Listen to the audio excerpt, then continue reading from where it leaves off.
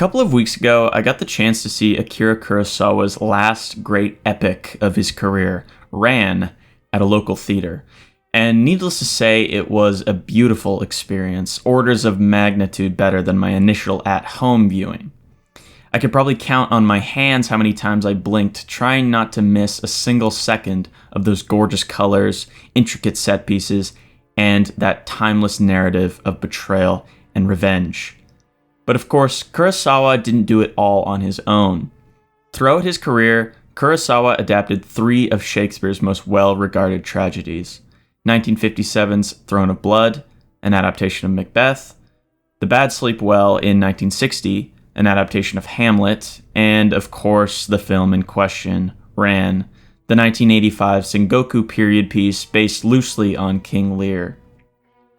And to this point, what struck me most about the film was that it seemed to have a foot in 2 camps, one part of it remaining incredibly loyal to the play, while other parts seeming like reinterpretations, or perhaps even innovations on the original text.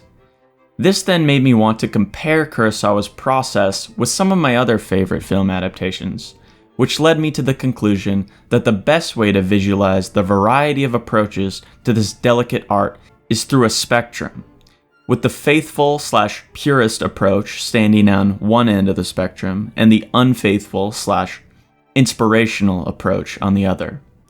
Rest assured, however, that throughout this video, we're not going to be pedantically ranking films based on how accurate they are to their source material. The goal, rather, is to use specific examples to illustrate a general idea of what films that sit on either end of the spectrum might look like. Only then can we snuggle Ran somewhere in the middle of these 2 diametrical approaches and explain how Kurosawa's nuanced approach to adaptation is in fact fundamental to the film's brilliance and why it could not have been any other way. Let's get started. As we begin here with the faithful approach to adaptation, I suspect some of you have already posed the question, what exactly does faithful mean in this context? And I agree, it's an impossibly ambiguous term, and trying to define it seems like a lost cause. There's no statistics or hard evidence we can rely on, and the criteria seems to change constantly based on what is being adapted. For example, adapting a play comes with the added benefit that it is almost 100% dialogue. All then that a director must do, if this is indeed the method they wish to take, is to take the dialogue verbatim, then backfill the rest of the film with costumes, set design, and music. As an example, partially because we've already been talking about Shakespeare, my mind immediately went to Laurence Olivier's directorial trilogy of Henry V, Hamlet, and Richard III, where he does just that. But does this make them necessarily faithful just because the scripts are identical? What stops me from getting fully on board is the difference between a word written and a word spoken. In other words, tone, body language, intonation, emphasis. These mechanisms are essential to the machine, yet one can only make an educated guess as to how Shakespeare would have directed his plays. In this sense, it's hard to say how close these films come to evoking their predecessors. Now, I doubt Olivier would be so naive to believe he was making any type of definitive Shakespearean film adaptation. But I think these are important to bring up because they represent a more classical approach to adaptation, which still believed somewhat in purity of the text, that went increasingly out of style throughout the 20th century when literary theory started to explode. But as if adapting a play wasn't hard enough, it is much more popular nowadays to adapt novels, which severely complicates the process. It's impossible to include all the dialogue contained within a novel like you can with a play, let alone the small decorative details.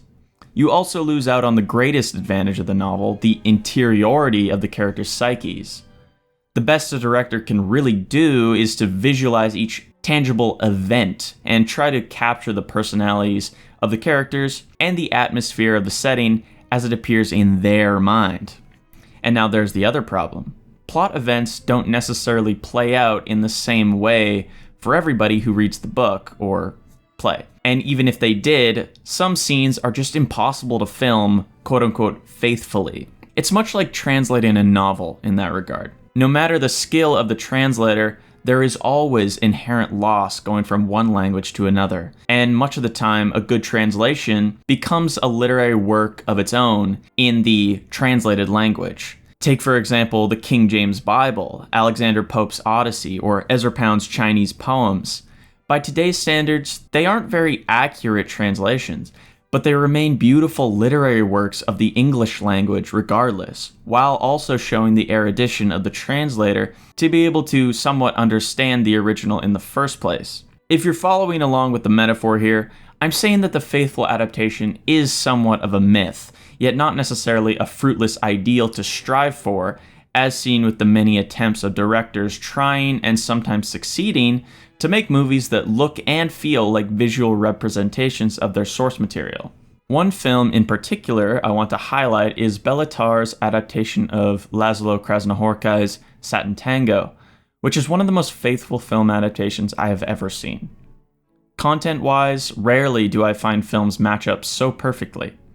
There was really only one event from the book I recall not being present in the movie, which was this supernatural scene of the character Este's ghost levitating in the forest that occurs when Iremias and Petrina visit the place where the young girl's body was found. Although I think the mystical element of this scene was actually somewhat implied by the film. Tarr also uses the same chapter titles and borrows the novel's structure of 2 steps forward, 1 step back, mimicking the movements of a tango. Then, in terms of mood, Tarr's classic monochrome colorway, the unceasing torrents of rain, and the bleak, muddy farming village all work wonders to evoke Krasznahorkai's depressing prose. But I should probably mention that Tarr did cheat a little bit. If you look to the credits, you may notice Krasznahorkai himself listed as one of the screenwriters. Satantango marks the beginning of a 2-decade-long friendship/collaborative partnership between Tarr and the author, which has produced nearly all of Tarr's greatest hits, including Werkmeister Harmonies and The Turin Horse. Here's an interview with Tarr where he talks about the process of working together on Satantango. Quote, "He, Krasznahorkai, was there, not during the shooting, but in the post-production. This book was written by him because he was living and working as a young man in the Hungarian lowland, in a very ugly yard. When we started, I went with him to the same places where he wrote it, because I wanted to see the same reality." End quote. Clearly, there was an effort from Tarr to understand the story from the author's perspective. Yet, as the quote will continue, we see that Tarr knows better than anyone that a one-to-one adaptation is simply impossible. Quote, "And when I went to the place the book was written, I understood the people in his novel in a totally different way from what I read. That meant I had to go back to the same reality. I had to develop a new film language or find a way to film this reality. We had the novel as a kind of walking stick. But the main issue was to find our way in film language for the transformation. One-to-one, a straightforward adaptation, would be very stupid, primitive, and ugly." End quote. I think the way Tarr describes the source material as a walking stick is such a brilliant metaphor for the adaptation process, and very indicative of the shifting views of textual authority, because despite all these similarities I've been listing, Tarr's film is undeniably separate from the novel. It avoids the trap of relying too heavily on its source material. Satantango, outside of Krasznahorkai's story, is great on its own merit, for its unique style and innovations in filmmaking. However, curiously, these qualities in turn make the film feel even more like the novel, by way of a sort of meta-adaptation. For instance, anyone familiar with Satantango knows that length is one of its most discussed topics. Sitting at 7 hours 30 minutes, how could I blame anyone for bringing this up? It sticks out like a sore thumb. But personally, I find the conversation a little uninteresting. Nevertheless, I think it's necessary that I briefly explain why Satantango had to be so egregiously long. That was sarcasm, by the way. And this is a two-pronged answer. The first is rather boring in that the length is simply conducive to Tarr's style. As one of the progenitors of post-Bressonian slow cinema, he likes to let a scene linger, often holding shots for several minutes at a time, and including more of the mundane moments that wouldn't typically make it into a more mainstream film, such as characters walking or eating or just kind of standing there. So of course this means his films naturally end up not just being longer, but often feeling even longer than they really are. The second reason, however, is far more interesting, as I believe there is a very real connection between the length of the film and how long it takes to read the novel. Sure, I concede to the rather crude, unscientific nature of this observation, but, stick with me here, if we assume an average reading speed of 250 words per minute, it's possible that one could finish the novel in around 7 hours. Just humor me here for a second. Now, I would never be so reckless to claim that this connection was in any way intentional, but it adds yet another layer to Satantango's modern version of faithfulness, by mimicking not only what happens inside the novel, but also managing to capture what is outwardly projected onto the reader during the reading process itself. Specifically, I am referring to the fact that Satantango, both versions, are incredibly fatiguing, almost laborious in my experience. The film, because of its pace and length, and the book, paradoxically, because of its speed, with each chapter in the book being a single unbroken paragraph and the inclusion of sentences that are so long they sometimes take up entire pages, events and thoughts come and go like speeding trains through the mind so fast that while you are stranded in Krasnohorkai's ocean of text, you feel the only option is to keep swimming. And it's not until you finally get a break at chapter's end that you realize just how mentally exhausted you've become. This hypnotic trance-like feeling is very similar to what I get from the film, only it is achieved through the sustained image rather than a flurry of words. Truly, it is one of the most unique ways I've seen a film remain faithful to its source material. So, I'm sorry to disappoint, but there really isn't a solid definition of faithful.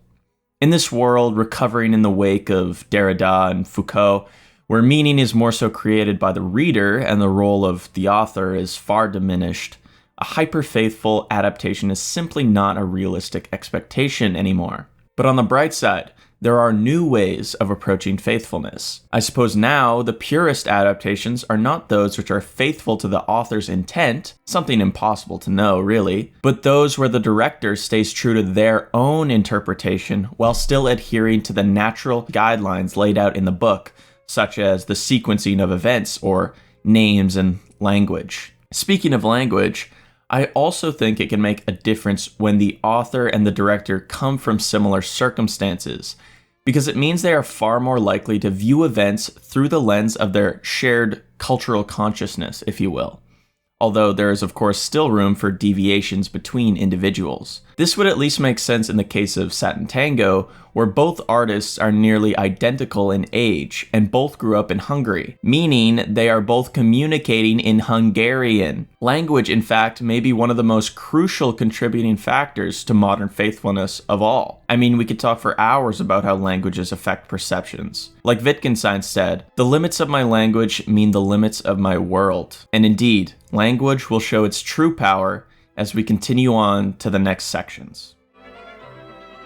On the other side of the spectrum, we find the sinners, kidding of course, who treat their source material more as inspiration than divine blueprints. This approach is perhaps even harder to define than its opposite, because it brings up the question of how much can you change while still claiming to be an adaptation. It's a bit of a ship of Theseus situation if you think about it. For instance, Apocalypse Now shifts the setting of Joseph Conrad's novella Heart of Darkness from Africa to Vietnam, but retains many of the same themes and characters. In other words, despite significant alterations, one might argue the spirit or the soul of the novella is still recognizable. This is where the term adaptation loses some of its meaning as we approach the farther ends of the spectrum, because the films I'm thinking of are not really adaptations at all in the traditional way of thinking. Instead, they are more so, as I've mentioned, inspired by the invoked source material. It's almost a language game in that even if it is hard to identify the determinant factor that makes a film an adaptation, there remains a shared understanding that they are distinct from an original movie, as if a thing could exist. Just think of the distinction between Best Adapted Screenplay and Best Original Screenplay at the Oscars. Now, if you know me in real life or have watched some of my videos before, the filmmaker I've chosen to exemplify this approach is probably not a big surprise, and that is Andrei Tarkovsky. Tarkovsky has made 2 adaptations in his career, Solaris in 1972 and Stalker in 1979. You could make the argument that his pseudo-biographical sophomore feature, Andrei Rublev, could be considered a third, because what is a biography if not an adaptation of history? Or, to get technical, an adaptation of the words written about another person. Obviously, we're getting into some murky waters here, and it's far out of the scope of this essay to say anything for certain on that topic, so we'll leave it at that, but regardless, I do urge you to ponder the question. Still, even if we disregard this side discussion, Andrei Rublev can at least offer us an analogy for Tarkovsky's approach to adaptation. Despite being one of the most venerated of Russian iconographers, very little is actually known about the life of Andrei Rublev. We know that he was an artist, that he was a Russian Orthodox monk, and lived in a monastery around Moscow in the 14th century. But apart from that, what remains of Rublev's life is his artwork alone. We have no idea if he grappled with faith or witnessed the violence of the Mongol invasion, or watched a child construct a 1,000-kilogram church bell. Andrei Rublev, for Tarkovsky, is more than anything acting as a vehicle or symbolic entity onto which the director can project an artistic vision that is entirely his own, while at the same time being clearly influenced by his interpretations of Rublev's surviving frescoes. But here, note that it would have been both self-betraying and impossible to have tried anything otherwise. I remind you here of a sentiment echoed in The Problem of Faithfulness with Satantango. There are no facts, only interpretations, as Nietzsche wrote in his notes. Can we not apply these very same notions as we consider Tarkovsky's or anyone else's literary adaptations? Of the main 2, Stalker and Solaris, I want to mainly focus on Solaris, Tarkovsky's adaptation of the Polish science fiction novel by author Stanisław Lem. If you spend any amount of time digging into the history of this movie's release, you'll inevitably stumble across some comparisons between it and 2001: A Space Odyssey, as if Solaris was meant to be the Russian response to Kubrick's great American space epic. If you want my opinion, I think it's mostly just a result of reading the situation with a space race lens, and I really doubt Tarkovsky would be interested in these petty cross-cultural wars, but I could very well be wrong. Tarkovsky had serious problems with 2001, don't get me wrong. I believe he called it cold and sterile, as well as phony on many points. For many film lovers, this is probably a bit surprising given 2001's critical success. But do you think it is at all possible that there were maybe cultural differences that stopped Tarkovsky from fully being able to engage with the ethos of the film? What is the Faustian Western man's quest for ever more knowledge to an orthodox traditionalist like Tarkovsky? Or perhaps it is simply a matter of personal taste and views on cinema. This might be starting to all sound tangential, but I bring up this story for a very specific reason. Consider, for instance, that just as Tarkovsky found 2001 to be a bad look for the science fiction genre in film, Lem, the author of Solaris, found Tarkovsky's film to be a complete misrepresentation of his work. One of the major differences between the book and film is Tarkovsky's disinterest in the science fiction isms of the novel, such as the nature of the alien planet Solaris itself, instead focusing on the characters' inner turmoil and relationships. Thus, the Solaris station and the futuristic setting are moreover set decoration, and a way of channeling transcendental themes against the backdrop of technological advancement and the pervading modernity. Lem didn't like this and made some comments about it, and that's his prerogative, yes, but he frankly completely misses the point, because there's nothing malicious about Tarkovsky's alterations to the novel. To return to 2001 versus Solaris, it is perhaps for the very same reasons that Tarkovsky could not enjoy Kubrick's film in the way that many film goers could, whether because of cultural reasons or personal ones, that despite liking Lem's novel, Tarkovsky needed to pick and choose what he wanted to keep while leaving the rest behind. As exemplified by even a relatively faithful film such as Satantango, art is phenomenal, in the Kantian sense, that we cannot know it outside of our perceptions, and attempting to experience a book or play through the eyes of its author is a hopeless dream. Yet despite knowing this, there is clearly evidence of Tarr trying to remain somewhat accurate to what Krasznahorkai wrote. But remember, Satantango is not faithful because that was Tarr's goal per se. To quote Tarr, a one-to-one adaptation would have been stupid, primitive, and ugly. Yet the film still seems faithful because Tarr is taking a formalist approach where he actively tries to transcribe the story of the novel. Tarkovsky, on the other hand, is paradoxically unfaithful because similarly to Tarr, he is staying true to his reading, what he cares about from the source material, only in this case what he liked about the book and wanted to capture doesn't happen to align at all with the vision of the original author or the figurative structural railroad tracks of the novel. And it is no surprise why. For example, I mentioned earlier just how important language plays a role in shaping perceptions. Consider that the original manuscript for Solaris was written in Polish, but Tarkovsky is Russian. And what's more is that the translation Tarkovsky had available at the time was based on the French edition. A translation twice removed may as well be a mere whisper of the original. In addition, Tarkovsky clearly has no interest in the hypothetical/technological imagination of the sci-fi genre, i.e. aliens, spaceships, laser beams, etc. We've seen this already with the alterations he made to Solaris, but this trend continues with Stalker in 1979, a similarly unfaithful adaptation, where he strips back almost all extraterrestrial references, again in favor of a more divinely inspired world of metaphor and poetry. All of this begs the question why Tarkovsky even felt compelled to adapt not one, but two sci-fi novels if he doesn't even like the genre-specific elements.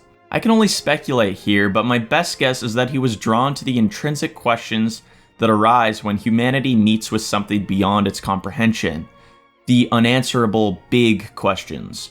I suppose in that way, science fiction maps well onto Tarkovsky's established themes of spirituality and art. Hard to say for certain, but I do know that for Tarkovsky, a faithful adaptation of either Solaris or Stalker would have been an act of self-betrayal. And even though Tarkovsky's adaptations don't necessarily look or feel much like the thing they are adapting, they remain great independent of their source material, because they are true to Tarkovsky's vision. No better or worse than a more faithful experience such as Satantango. Because at the end of the day, if you make a great film, nobody really cares how accurate it is to the source material. Upon first glance, it's easy to herd Rand into the unfaithful category of film adaptation, along with Tarkovsky. And certainly, with the massive departures it takes away from Shakespeare's King Lear, I would not hesitate to say it leans closer to that side of the spectrum. But it nevertheless inhabits some kind of middle ground between the two approaches. For example, if you are familiar with the play and try to distinguish which characters from Rand correspond to whom in King Lear, you may notice that while some characters have easy parallels, others' origins are much more muddled. There's also the plot itself, which, similarly to the characters, includes many of the play's key moments, but at the same time fundamentally changes or removes other scenes and subplots entirely. Another, probably obvious fact is that we are no longer in Britain. Kurosawa's adaptation is not only a transmutation of medium, but a cultural and lingual translation. Thus, natural vistas, clothing, architecture, food, and most importantly, the spoken language and names of characters are totally foreign to King Lear, and lacks the line-by-line duplication present in other Shakespeare adaptations. And if you're familiar with Shakespeare, you'll know just how big of a loss this is, as you miss out on the wordplay and the inventiveness of the original English. Seems language is becoming a bit of a running motif here. Lastly, there's the less tangible elements to consider, namely the tone and themes that seem sometimes very faithful and other times not. But as we go over these four core elements of Rand, the characters, the plot, the setting, and the subtextual elements, one will notice that despite seeming so vastly different from their King Lear counterparts, when really dig into the film, subtle similarities start to crop up more and more. Kurosawa thus performs a balancing act with the two competing forces of purism and disloyalty for reasons we will soon see. To begin, let us examine Kurosawa's importation of characters from King Lear, where we find several near-exact analogues along with some more obscure Shakespearean references. Starting with the easy ones, the titular King Lear is obviously Hidetora, head of the Ichimonji clan. Lear's daughters, Goneril, Regan, and Cordelia, are transformed into the sons Taro, Jiro, and Saburo,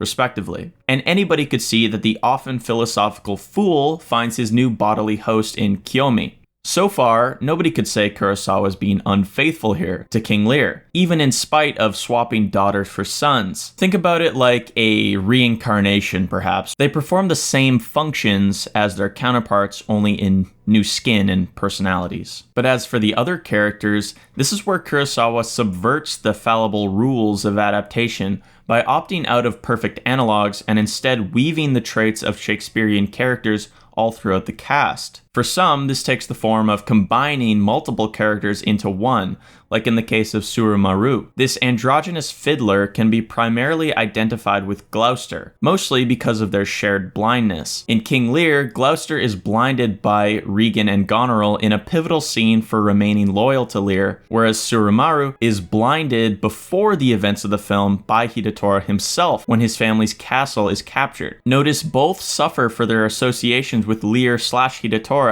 yet both remain loyal, exemplified by an early scene in Ran where Surumaru regrets not being able to welcome Hidetora, quote, as befits a great lord. However, he is also very similar to Edgar, Gloucester's son, whom he believes to be a traitor, but was in fact framed by his bastard brother Edmund. Following this portrayal, Edgar disguises himself and goes by a new title, Poor Tom, therefore relinquishing his royalty and living as a societal outcast. Surumaru, following suit, a former son of a nobleman, lives in a dark shack in the countryside, making him the de facto Poor Tom of Ran. He is also much closer in age to Edgar rather than Gloucester. Then there are other characters, such as Lady Kaede, who rely on intertextual references for their persona. With Lady Kaede specifically, one might assert she reflects the villainous Edmund, and she certainly does contain many pieces of Edmund inside of her. But many speculate she actually gets her vengeful motivations and gender-based relational elements from Lady Macbeth, from another of Shakespeare's great works, Macbeth. This is just the tip of the iceberg, but it goes to show that the characters in Ran have strong allegiances to King Lear and Shakespeare in general, even if their identities have been fractured and scattered to the winds of the film, much in the spirit of Hidetora's split kingdom. On that note, we should probably consider the story of King Lear. Quickly, for those unfamiliar with the text, a vast oversimplification of the plot would go something like this. Lear divides his kingdom among his 3 daughters, as he grows too old to continue his rule. His youngest daughter, Cordelia, refuses to flatter her father, which offends him and causes him to disown her. The remaining 2, Regan and Goneril, split the remaining kingdom, but end up betraying Lear, which causes him to go mad. Lear's dynasty eventually disintegrates due to civil war, and in the closing scenes, Lear realizes that Cordelia was the only one who truly cared for him, but it is too late, as moments later she is killed and Lear, devastated, dies immediately after. If we are just considering this main plot, then Ran could be considered quite faithful, as most of these points are touched on in some way or another. However, what I failed to mention is the subplot involving Gloucester, Edgar, and Edmund, coexisting and forming parallels alongside the main plot, which Kurosawa completely removes, or so it would seem. I would argue instead that Lady Kaede, easily one of the best characters in Kurosawa's oeuvre, is the director's replacement for this subplot. Keep in mind, in many ways, she is the film's version of Edmund, even if she doesn't interact with the film's version of Edgar/Gloucester, aka Surumaru. Edmund, much like Lady Kaede, is an extremely jealous character who hatches a plan to turn his father Gloucester against his half-brother Edgar. In doing so, he ends up pitting Goneril and Regan against each other and causing a civil war, which results in the death of several of the main characters, including himself. In Ran, Lady Kaede's motives are quite a bit different than Edmund's, and her relationships are connected in new ways, probably because she is only part Edmund. But their actions remain almost identical. Like cake batter, Kurosawa folds this essential subplot into the main plot seamlessly, thus staying true to the original while also giving Ran its own identity outside of Shakespeare, something removed for something gained, a necessary sacrifice of the nuanced adaptation. Now, in order to understand how the setting plays into the themes of the story, one must have a general understanding of feudal Japan's Sengoku period, which took place from the late 1400s to the early 1600s. Now, I am no historian, but the most relevant traits of the Sengoku you need to know is that at the time there was island-wide decentralization influencing the rise of daimyo, or regional lords, which led to endless fighting for very small pieces of territory until Oda Nobunaga's unification efforts in the 1560s and 70s. An age of chaos, if you will, which uncoincidentally is the translated title of the film. We will speak more on the significance of the title a little bit later, but even with this minimal historical analysis, the metaphor being latently constructed by the film's setting is altogether obvious. Near the beginning of the film, Hidetora gives a perfect allegory for the themes of the story. As the aging king is dividing his kingdom among his sons, he tries to teach them a lesson. He starts by pulling out an arrow and telling his sons to break it in half, which they do easily. Then, he gives them a bundle of 3 arrows, representing the unity he expects from his 3 sons, and once again tells them to break the arrows, only this time they cannot. It's a simple moral. Together they are strong, alone they are weak. But if I needed a one-sentence description of King Lear and Ran, I think this might suffice. And on a much broader scale, the disunity of the Sengoku period itself is offering the very same wisdom. Also, while we're on the topic of historical periods, I want to get even deeper into why I believe they are so integral to understanding Ran. Consider for a moment the motif of chaos, which presents itself in the Sengoku period as a mirror to the chaos in the story. But let's think even bigger. One thing I did not even mention is that King Lear is in fact a sort of adaptation too. If you look to 12th century chronicler Geoffrey of Monmouth's book, The History of the Kings of Britain, you will find a somewhat familiar story featuring Lear of Britain, a regional king estimated to have ruled sometime during the 8th century BCE, and this was Shakespeare's inspiration for the play. Pretty interesting, yes, but more importantly, note the period of the original story. 8th century BCE. This was back when the Empire was just a collection of pre-Christian Celtic tribes, which meant a lot of inner conflicts and warfare. Doesn't that sound a lot like the Sengoku period? And to take things a step further, let's ask ourselves why this story resonated with Shakespeare writing King Lear at the beginning of the 1600s. Perhaps he saw the same themes repeating themselves in the England he lived in. Just to name a few historical events that might suggest a sense of chaos during Shakespeare's time, he lived in the aftermath of the Reformation, easily one of the most polarizing events in history. There were frequent plague outbreaks, which may have even shut down a few of the King's Men performances, allegedly. King James I had recently unified Scotland and England under one flag, which was not without its problems, as one can probably imagine. And finally, the opening up of both the physical and intellectual worlds with the start of formal British colonization and the arrival of Renaissance ideas in England. It seems chaos reigns eternal. The next logical question is what then was happening in Kurosawa's world that prompted him to transpose the chaos of King Lear into 1985? Of course, the easy answer would be, the Cold War, the subsequent division of the world into East and West, and all the associated political tensions that came with it. But I don't really believe Ran is a response to the Cold War. It seems a bit too simple. However, I do believe that Ran is perhaps unconsciously a product of the chaotic consciousness of postmodernity, or rather, the age of information, if you like that better. What symptoms do we associate with postmodernity? Oversaturated media, social isolation, the fragmentation of society, information overload, a dissolution of truth, a chaos which manifests not in grand international battles necessarily, but in the psyche of the citizenry. This right here is why Ran is such a great film. Kurosawa is not simply adapting King Lear for the sake of it. Instead, he is reiterating the themes of the play that were relevant to Kurosawa's time for a modern audience. The exact same thing Shakespeare did when he reiterated the chaos of 8th century BCE Britain for a 17th century audience. Finally, before we move on to why this approach works for Rand specifically, I also want to touch briefly on the tone and themes of Rand and the concept I called meta-adaptation in relation to Satantango, because I believe Kurosawa indeed captures the feeling of reading King Lear in quite a unique way. King Lear is frequently cited as Shakespeare's most cosmic work, i.e. it touches on themes of the futility of life, the indifference of nature, and the role of the universe or gods in our lives. Listen to some of these quotes from the text. This one is from Edmund in Act 1, Scene 2. And apologies as I am not much of an actor. Quote, "An admirable evasion of whoremaster man to lay his goatish disposition on the charge of a star. My father compounded with my mother under the dragon's tail, and my nativity was under Ursa Major, so that it follows I am rough and lecherous. I should have been that I am had the maidenliest star in the firmament twinkled on my bastardizing."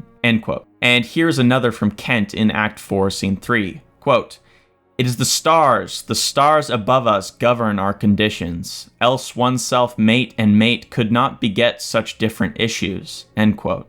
It's fair to say the characters alongside the reader are made to feel their astronomically relative smallness within King Lear. And yes, I believe Kurosawa made a conscious effort to capture this sentiment in Rand through clandestine methods. Notice particularly some of these long shots where the subject is made tiny against its vast landscape. And again, these longing looks to the sky.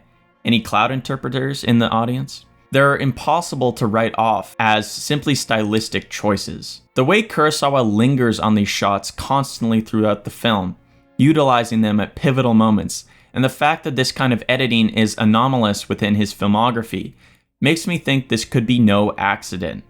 This is undoubtedly yet another subvocal reference to King Lear, or rather, what was requested by the work, adding once again to the depth of this masterful adaptation. Putting all this together, we start to see how Rand differs tremendously from the approaches to adaptation of both Tarr and Tarkovsky, while at the same time pulling from both camps, thus demonstrating the usefulness of a spectrum. But now that we've placed Rand on the spectrum, I feel it may be beneficial to explain why Kurosawa chose to inhabit this land betwixt the pure and the profane. To put it simply, it comes down again to what is being adapted. You see, there are certain works of literature which I think demand more from the adapter. Classics, as we call them. Because of reputation, works like King Lear simultaneously resist and insist upon faithfulness. On the one hand, Shakespeare, being the defining writer of the English language, is held in an impossibly high regard, and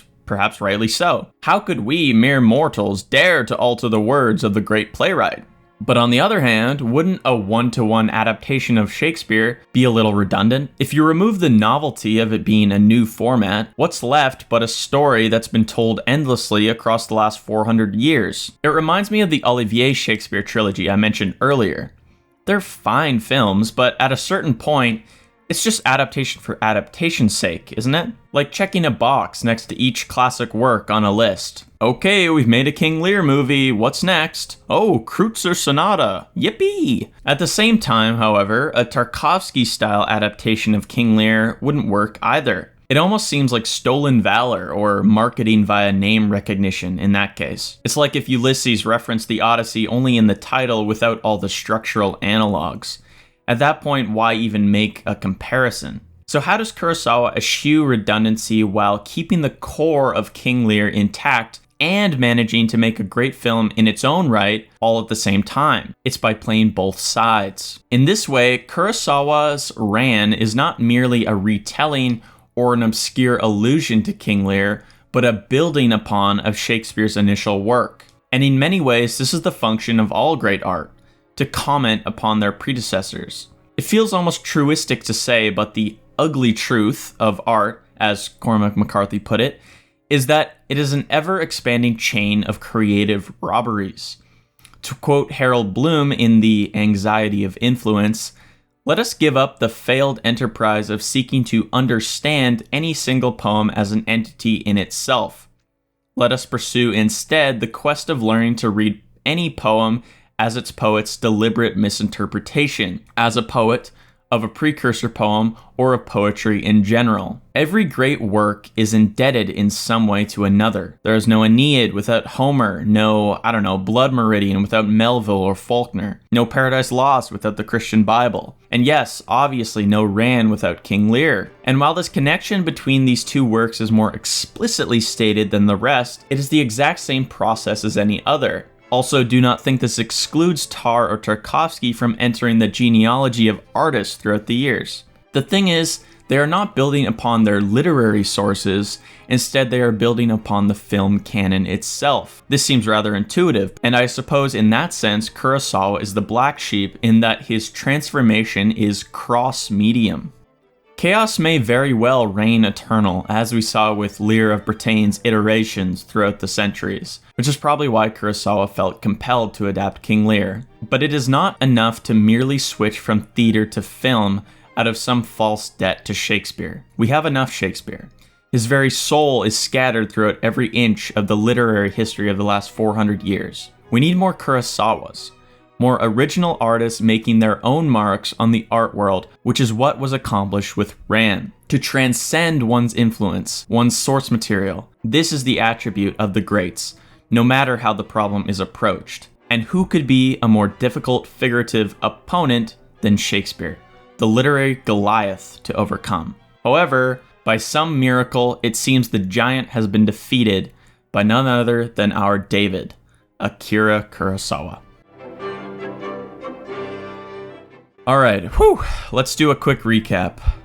First, we examined both ends of the spectrum of adaptation, starting with Satantango as an example of a purist/faithful book-to-movie adaptation, and how there are subtler ways of adapting a work that don't always have to include specific plot components or direct quotes, namely a meta-adaptation of the tone and structure of the reading experience. Next, we moved on to Tarkovsky's sci-fi novel adaptation, Solaris, focusing on the seemingly irreverent mentality of only adhering to the components of the book that adhere to Tarkovsky's artistic vision, while dismissing the rest to the dismay of its original creator. Then, after establishing the range of the spectrum, we opened it up to consider Ran, which does not necessarily fit into either camp, and how Kurosawa uses this to avoid redundancy and even transcend King Lear by building upon Shakespeare's blueprint. This, in fact, is the point of the entire video.